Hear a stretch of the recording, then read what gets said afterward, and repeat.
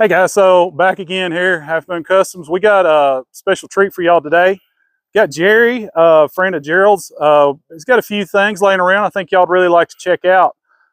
We got a unibody, we got a bump side, we got a Mustang, a Thunderbird. I mean, we just got a little of everything to check out today. I think y'all really enjoy this. All right, Jerry, so talk to us a little bit about what you got going on here. Well, I just bought this 62 step unibody. It's going to get a Crown Vic treatment, front, rear, probably have a 302 or 351 in it. Yeah, another Crown Vic swap. I just love these style old trucks because it's just a year or two that they made them.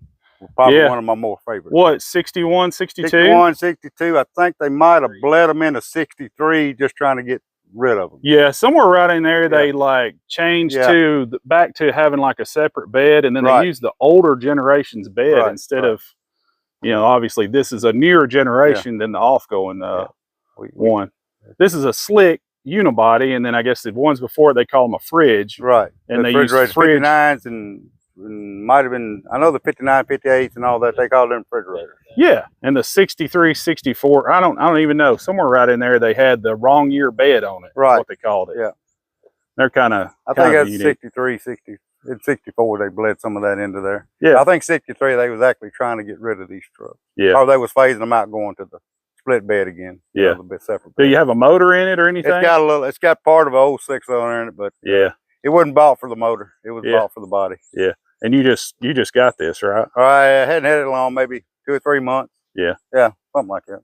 And some of y'all will probably eagle eye that 79 peeking out back there. He's got a 79 four-wheel drive. Four-wheel drive. Is it a 250 or 100? It's a 100. Okay.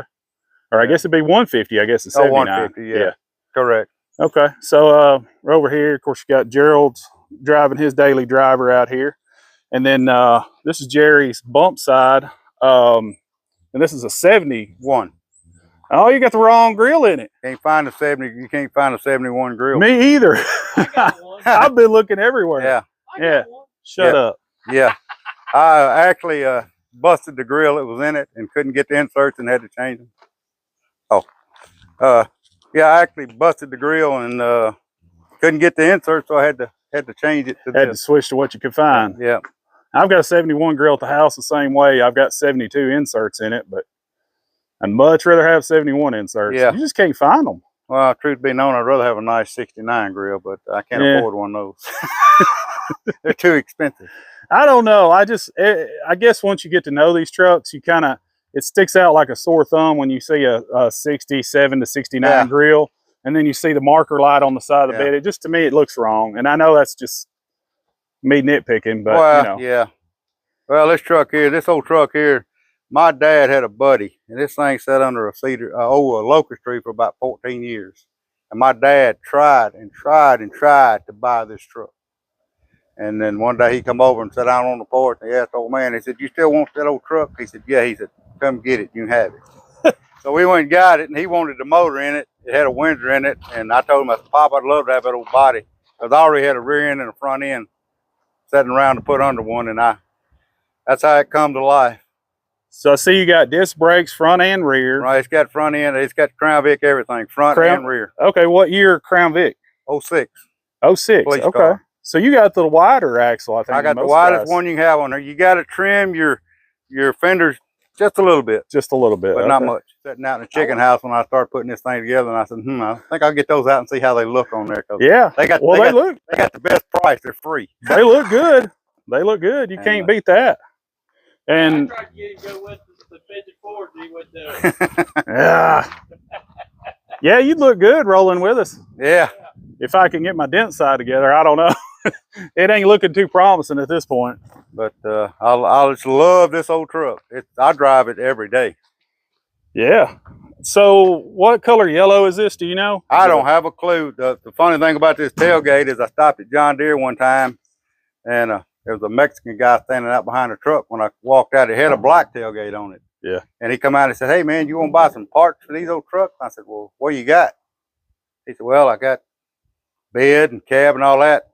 The tailgate happened to be the same color as this church truck, and a buddy of mine was needing a short bed, so I went back. I said, "I found you a bed.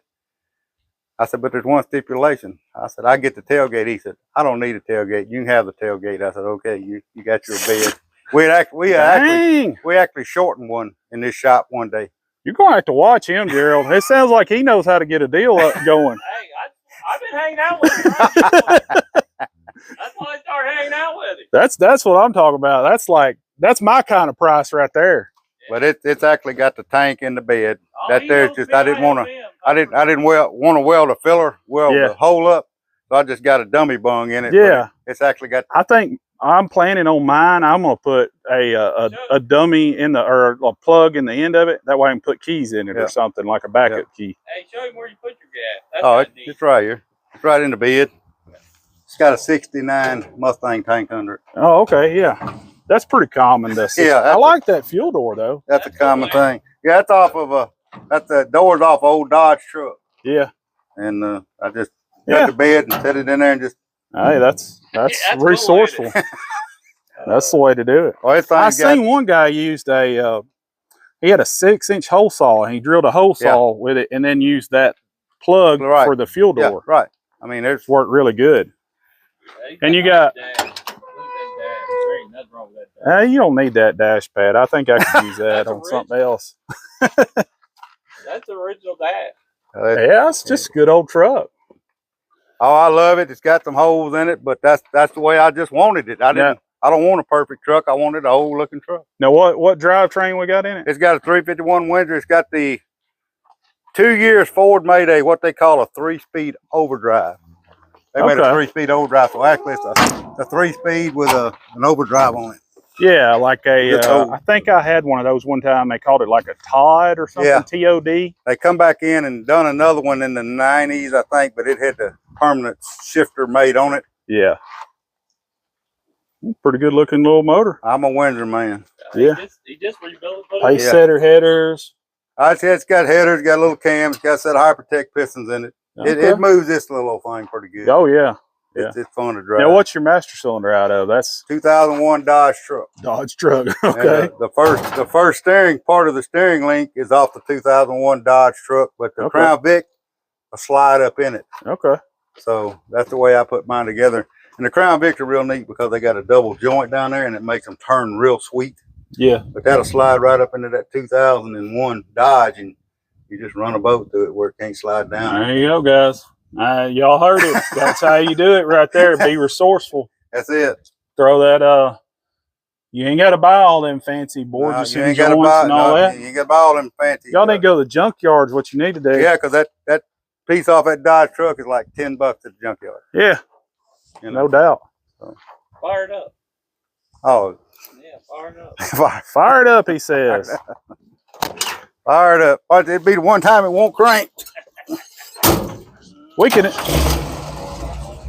Oh, look at that. Yeah. Crank like a Ford.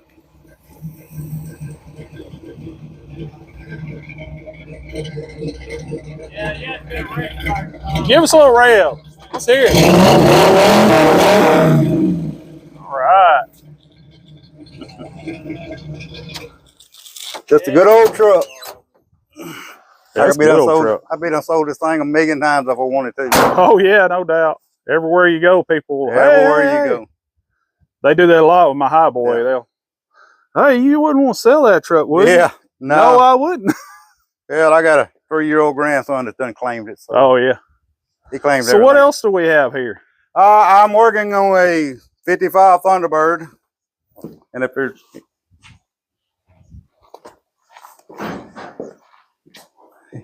All right. And if anybody out there hears this, anyone that has a left front fender for a 55 Thunderbird, I'd love to hear from them because I need a left front fender. Left front fender now. We talking about a driver's side fender? That's it.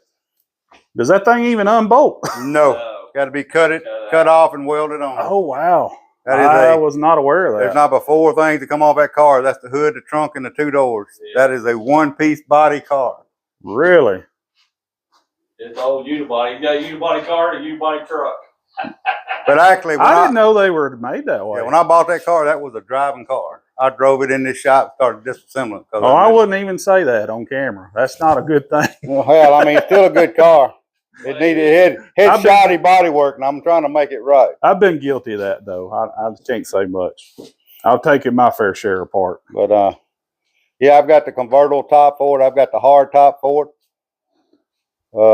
It's believe it or not, it's electric seat, electric windows. Okay. In 55. In 55, yeah. 292. 292 Y block. But it was a complete car. And it will be again one day. I just, when I got to messing with these trucks, I just didn't have much time. I've neglected that one, I guess you could say. Yeah. I'm pretty good at that. Starting a project and then getting in the middle of it and then going, hey, what about let's do something else? Yeah. Well, this is the dirty old Mustang. So this is a 67, 68? Right, okay. 67. 67 is the easiest one to see because they're the only ones going to have the vents in the side. Okay. Everything else going to have a piece of chrome there. 67 Mustang. Yeah. And what you got under the hood of it? It's got a 289. It had a Windsor in it, but we come across a... That's a pretty good looking little Mustang. It just needs to be cleaned up. Yeah, it needs a bath. Yeah. That old gravel drive just kills it. Yeah. Now you drive this one? Yeah, it'll drive. I can crank it up right now, take it over and wash it, and drive it wherever I want to go. All right. Oh, it's a drivable car. Like I said, that dust off that driveway just lands on it. Weber carb on it. No, it's a Elderbrock. I run all Elderbrocks. I'm an Elderbrock man. Says Weber on the side of it. Yeah, but it's Elderbrock. Yeah, it does. Oh yeah, it's got Elderbrock. Okay, that might be something I don't know about. And this one here's got a 80-something model Dodge truck master cylinder on it. You like a Dodge master cylinders? They're economical, and yeah, I like the plastic ones. Plentiful. They don't rust like the old cast iron ones do. Yeah, that is true. Yeah, all it takes is one splash of the brake fluid, and so you know you ruined your inner apron paint and your. Yeah, I've had this car a long time. Yeah, and it's kind of too hot right now for a convertible. When it starts cooling down, it'll be pulled out on Thursday evenings. And like somebody's molded. We de-seamed this car, and you can't de-seam where there's pipe metal and steel. Yeah, that dissimilar. And I'm getting ready to, because down here we de-seamed all the lances and everything, and that's metal to metal. Yeah. You know, you weld it a little bit, and it worked great. Took the seam out of the bottom down there and de-seamed the panel on the back. But wherever we run into doing the pipe metal, it come loose. Getting ready to. Are they making those now out of steel? I don't know. I want to say somebody's. I'm gonna either when I get ready to paint it, I'm gonna cut the grooves back in this and the end extensions and just let them be what they are. Right. He made his own frame connectors. Yeah, I built a set of subframe connectors myself. Oh yeah. Okay. No, it's a stiff old car. It was a blast with that Windsor. Yeah. It would just it would run. Well, I got a 347 going down to mine, the Roller 347. Yeah. She'll scoot, I'm sure. My dad, he done some dealing on some stuff, and he told me, he said, man, I got a 67 289 over here. I said, oh, I'm gonna build that. And yeah. I had the Windsor on the stand waiting for something, and it landed in the truck. Like this motor over here. I got another one. Getting ready. A guy gave me that one, and it's gonna end up being a sweet motor. It's got roller rockers on it. Somebody put a brand new set of flat tops in it, and oh yeah, it's a fuel injector. Yeah, I'm just finna go through it and just to make sure everything's where it ought to be, and it's gonna go in the 62. Okay. Unibody. Okay, yeah, that'd be perfect for it. 3-speed on the column, like it is, you know. Yeah, with a decent gear in it, it'll be a nice little truck. Yeah, if I can find I want another. I got a 327 limited slip in the yellow truck. Yeah, that's what I want under that one. Yeah, that seems to be a good gear for that. Yeah, I've got a 355 and under my Boxville green truck, and it ran pretty good, but I don't know. It seemed like it was a little short-winded on the top end. Yeah, it could definitely stand to have just a little less gear under it. Well, I know that Windsor, it liked that extra shift when I put that. I had a 3-speed manual in it, but when I went that overdrive, it really helped it when I get out on the road. Let me run around 65 miles an hour. We've got a AOD we're going to put down in his red 67. Yeah. And it's supposed to be a 347 that we've got for it. I haven't even checked the stroke on it, though. I don't know. We've been meaning to do that. Well, like I said, that there is going to go to my dad's. He's going to just take it apart. What I've looked at it, I think the motor was in a flood. I don't think it was running a flood. It got water in it. Yeah. And but the bearings, the board, you can still see the hone marks in the cylinder. So I think it's a fairly fresh motor. Yeah. I want to find out what size cam and all that's in it. Yeah. But yeah, these are my toys. These are mine. I originally I like the Mustang a lot. That's nice. Like I said, it's just ain't got enough roof space to put everything under. Oh yeah, solid black interior. That's nice. Oh, it's a beautiful little car when it's cleaned up and get top down. I got the boot and everything for it, you know, to put on it. It's just slick going down the road. I really like the interiors in them. They're sharp. They had dash and everything. That reminds me of the Cougars so much because the Cougars have those two big round. I had a '67 Cougar in high school that we worked on. Of course, it wasn't a nice car, but it was something we worked on. Yeah.